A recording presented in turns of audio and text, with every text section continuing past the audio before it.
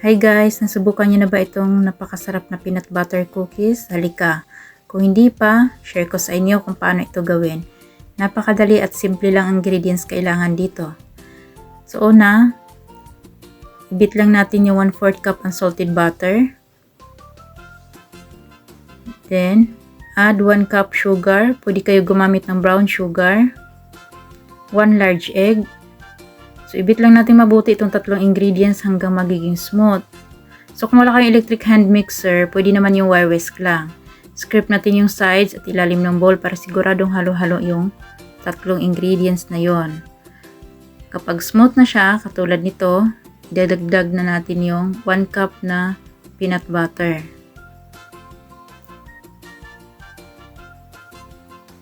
And then, mix lang natin ulit. Pag siguradong naghalo na lahat, idagdag na natin yung 1 1/2 cup na all-purpose flour. Sift lang para sigurado walang buo-buo. 1/2 teaspoon baking soda, 1/2 teaspoon salt, and 1 teaspoon vanilla. And then mix lang natin ulit gamit yung rubber scraper bago natin gamitan ng hand mixer para hindi magtalsikan yung flour. So dapat hindi siya na-overmix ha. Dapat saglit mo lang siya imimix gamit yung hand mixer hanggang sa mag-form siya ng ganito. So, pwede na natin ibilog. Pwede ka gumamit ng scooper o kaya naman pwede mong timbangin. Ito, tinimbang ko ng 5 grams bawat isa. So, nakagawa ako ng 35 piraso.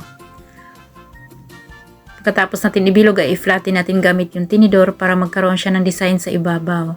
Habang nakapreheat yung oven natin ng 375 degree Fahrenheit at ibibake natin ito ng 12 to 15 minutes hanggang sa mag-light brown lang. Sprinkle ng sugar sa ibabaw bago natin ipasok sa oven. So after 15 minutes, luto na ang ating peanut butter cookies. Try nyo din.